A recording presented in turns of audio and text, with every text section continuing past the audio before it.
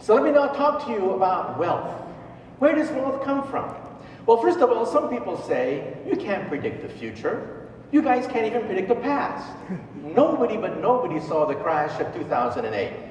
Well, yes, but that's not quite true. Because where does wealth come from? Ultimately, wealth comes from science and technology. But science and technology come in waves. Waves. One invention, like the steam engine, creates a cascading series of invention which creates wealth. But wealth is restless. Wealth has to go someplace. And where does wealth go? Into a bubble. And when the bubble pops, you get a depression. So here is the question for today. What is the fourth wave? The wealth of nations, the prosperity of billions rests upon this one question. What is the fourth wave? The first wave was steam power, giving birth to the locomotive, the Industrial Revolution. The second wave was electricity and the automobile, giving birth to the so-called modern age. And then the third wave of wealth was high technology, computers, lasers, the space program. What is the fourth wave? The fourth wave, we think, will be a combination of biotechnology. All medicine is now being digitalized. And we'll see that in today's slideshow. Artificial intelligence. Supercomputers are beginning to approach the computational speed of the human mind, but it has a long ways to go before we can create a robot that actually functions and reasons like a human being. And then nanotechnology and the quantum era. Silicon Valley will eventually become a rust belt. The age of silicon will come to a close. No one knows when, 10, 15 years from now. Moore's law is already beginning to slow down. Nanotechnology may initiate the next revolution beyond silicon. So let's say a few things about Moore's law. This is Moore's law, one of the most important laws in modern history. The wealth of nations depends upon this curve, which simply says the computer power doubles every 18 months. Look at this curve. When you get a birthday card in the mail, and it sings happy birthday to you, there's a chip in it. That chip has more computer power than all the Allied forces of 1945. Stalin, Hitler, Churchill, Roosevelt would have killed to get that chip. And what do you do with that chip? You throw it in the garbage. If Hitler had that chip in 1940, we might all be speaking German here today rather than English. And then look at 1969, when we put 2 men on the moon. Ever see these old videotapes of mission control? Ever see those old clunky computers? Oh my God, they were using 64K processors back in those days. You realize that your cell phone has more computer power than all of NASA in 1969 when they put 2 men on the moon. I mean, it's criminal. They spent humans into outer space, backed up by a cell phone. You're not going to get me in one of those rockets. I'm not going to go into outer space backed up by one cell phone. But now, look at 2020, and you begin to see something. First of all, a typical chip will cost about a penny in the next 10 years, meaning that computer chips will be everywhere and nowhere, hidden in the fabric of our existence. For example, electricity. Where is electricity today? Electricity is everywhere and nowhere. It's under your feet, in the walls, in the ceiling. And the word electricity has pretty much disappeared from the English language. No one ever says electricity anymore. And look at running water. Running water is under your feet, in the walls, in the ceiling, everywhere and nowhere. And where does electricity come from anyway? You know, the cloud someplace. You know, some power plant someplace. And where does running water come from? You know, the cloud someplace. And when you walk into a room, what's the first thing you do? You look for the light switch. You instinctively look for the light switch. In the future, you will assume walking into a room that computer power is everywhere and nowhere. The word computer will disappear from the English language. And you will pay for computer power the same way you pay for water and electricity. You will meter it. Because high technology is the source of wealth. Look at this map. Where do you see the internet? You see wealth and prosperity. Where you don't, you see ignorance and poverty. And where will the internet be when chips cost a penny? Everywhere and nowhere, including your glasses. These are internet-capable glasses. They actually recognize people's faces. You see a face and it prints out the biography. And if they speak Chinese to you, it'll translate Chinese into English and put subtitles as they speak. How many times have you been at a conference like this and you bump into somebody and you say, who is this person? I know this person. Jim, John, Jake, who is this person? In the future, your glasses will say, it's Jim, stupid. You see him every year.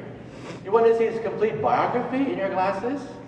And let's say you're at a cocktail party and you're looking for a job. And you know there's some heavy hitters there, but you don't know who they are. In the future, you will know exactly who to suck up to at any cocktail party. But maybe you don't want to look like a refugee from Star Trek. Children love this technology. Google Glasses came out just a few months ago. They've been test marketed to kids. Kids are the engine. The Pentagon and children are some of the greatest engines for this fantastic technology.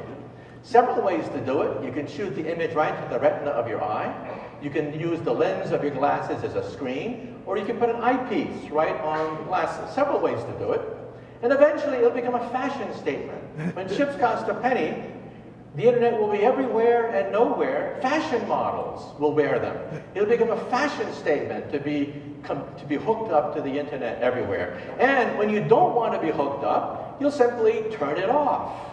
So this is the future of your home office, the future of your home entertainment center, emails, all that just done from the leisure of your sofa. But let's say there's a problem. There's a problem here. Let's say you don't wear glasses. Let's say you don't need glasses. Then what are you going to do? Then you will blink and you will go online. And who are the first people to buy these internet contact lenses? College students taking final examinations. They'll be the first in line. You simply blink and see all the answers to all the final questions right there.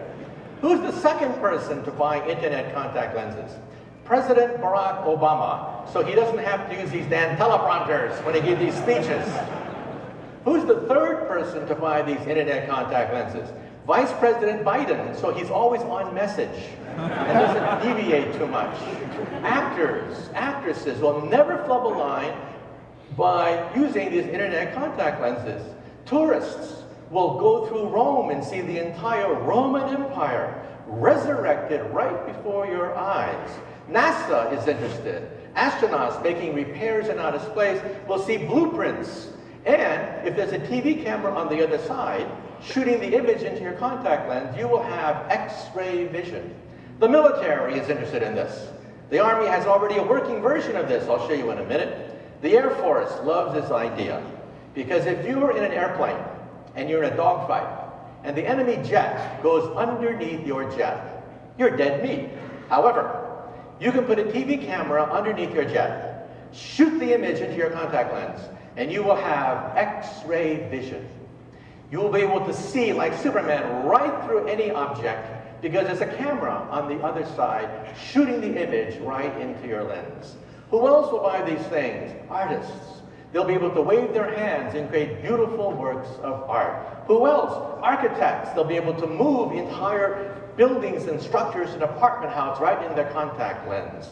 In other words, everybody. This is called augmented reality. It's not possible with the chips of today, but when you're connected to the cloud, and the cloud has supercomputers backing you up, then augmented reality becomes a real reality. Now, virtual reality is for children. That's when you put on glasses and see a cartoon. This is for adults. You see information imposed upon reality. Now, you've seen this before.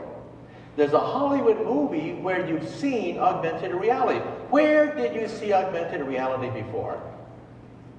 Here is the former governor of California. In a very bad mood. This is the Terminator robot. And when Arnold Schwarzenegger looks through his eyepiece, he sees a biography of people. So this is how we will live in the future, backed up by supercomputers in the cloud, that give us instantaneous information about what we have to know. And of course, let's not be stupid, who else is funding this technology? The military. The military is way ahead. They already have a working version. It's called Land Warrior. It is about ½ an inch long. It sticks onto your helmet. You flick it over your eyepiece and bingo, you're online. You see the internet of the battlefield.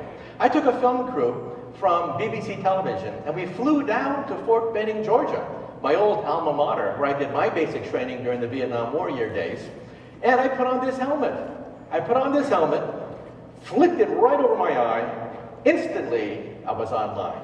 I saw the internet of the battlefield, enemy forces, friendly forces, artillery, armor, all of it, right in your contact lens. And so this is the way we will interact with reality, by having supercomputers in the cloud backing up what we use here on our own bodies, because chips cost a penny. So another point I'm making is that industry after industry will be digitalized.